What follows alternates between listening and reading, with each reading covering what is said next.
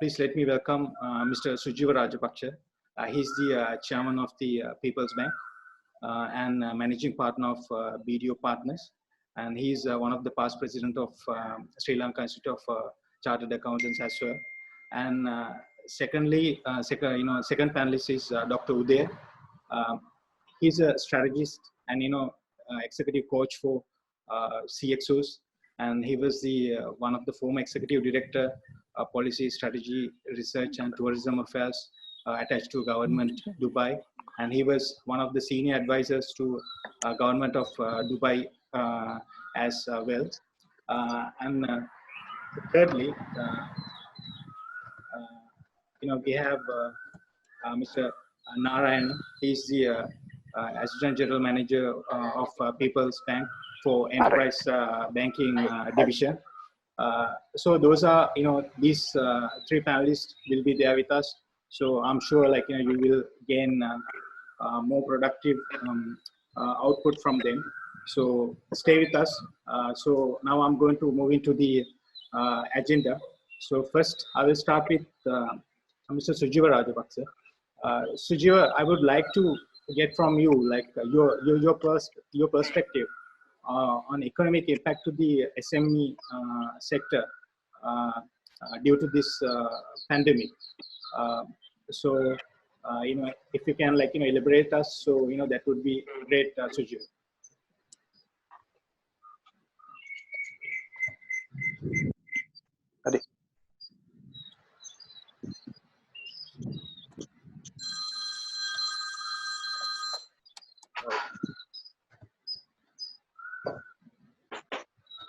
Also, it's great pleasure to meet Dr. Udaya. I have seen your clip, Doctor, a few days ago. It was fantastic. Great pleasure to have you as a Sri Lankan. And my AGM from my, again, People's Bank, Narayana, who is one of the veterans in these SMEs and, the related stuff. Great to have Narayan. Thank you. Let me look at, yes, we all are talking about SMEs. Even my own practice, BDO Partners is categorized as SME. And I represent BDO Partners as well as the People's Bank, where every one of you are talking about so many things, including working capital and other loans. Need to understand that SME sector is generally in any country is too big to fail. I think we need to understand that, and we can't afford that to have. And Sri Lanka is anyway middle, the income country. And we need to understand that we have been having strong ties with economic powerhouses like US and European Union. And what happens is when the China has failed, and we have been having continuous issues because we as the middle income country, and also you ladies and gentlemen, we only depending on a lot of imports and exports to China. Has had a major issue. And when COVID-19 hit Sri Lanka, and you are aware that we were expecting economic growth of about 4.5 to 5%, even after last April 21st attack.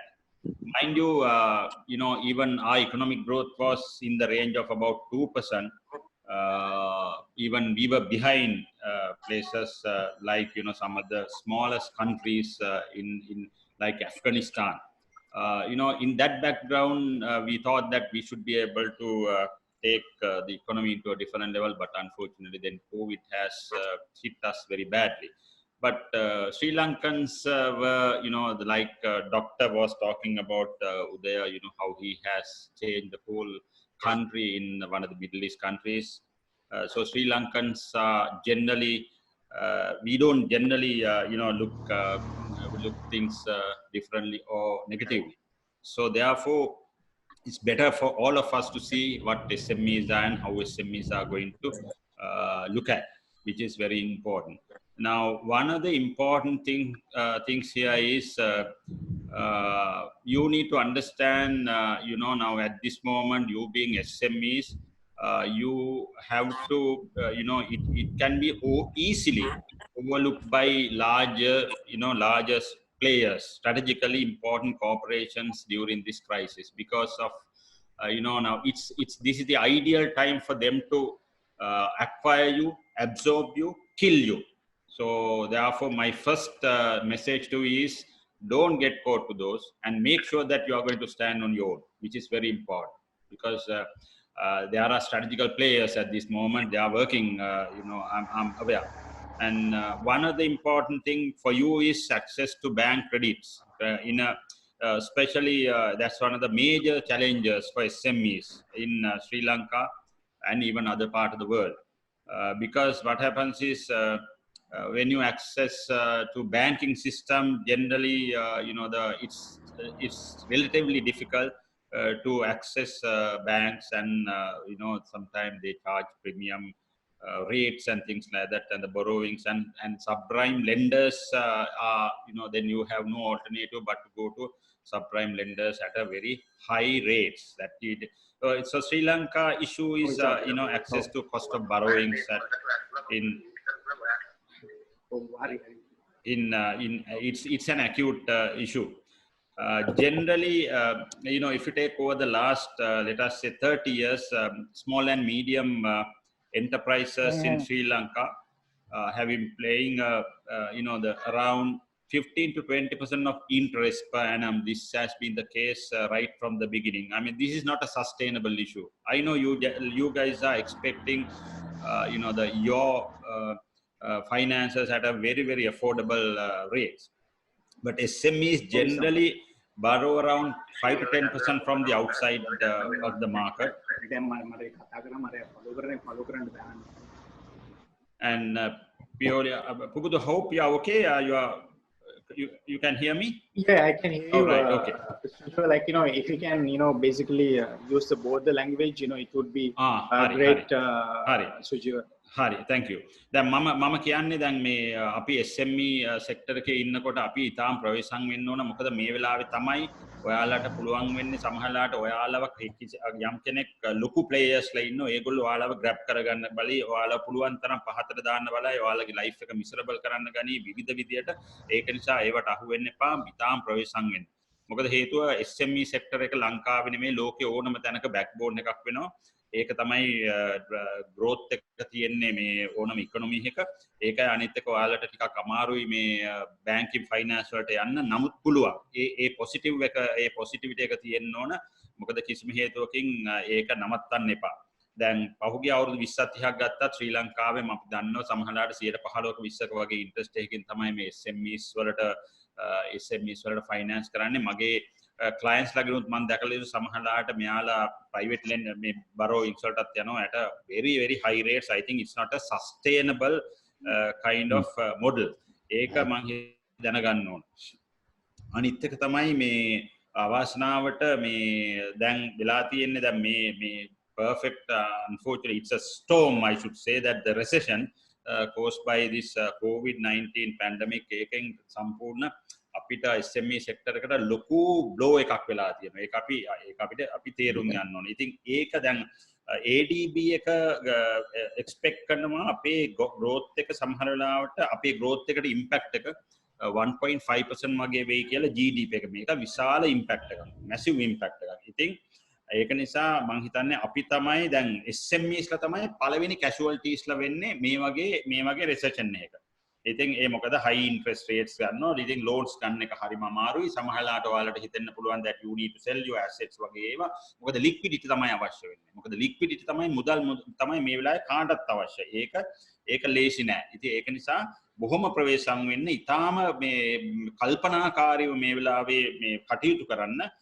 sentiments වලට යන්න එපා. තමන්ගේ principles වල business principles වලින් යන්න කියන එක තමයි මගේ උපදේශය. මොකද දැන් ඔය loan default කරන්න එහෙම බලාපොරොත්තු වෙන්න එපා. ඒවට ගොඩාක් ආණ්ඩුව සහන දීලා තියෙනවා. මම හිතන්නේ මේ අවස්ථාව නෙමෙයි ඒව කතා කරන්න. හැබැයි මගේ හිතවතා නාරායණගෙන් අහුවොත් ඕනම දෙයක් ඒ ගැන කියයි.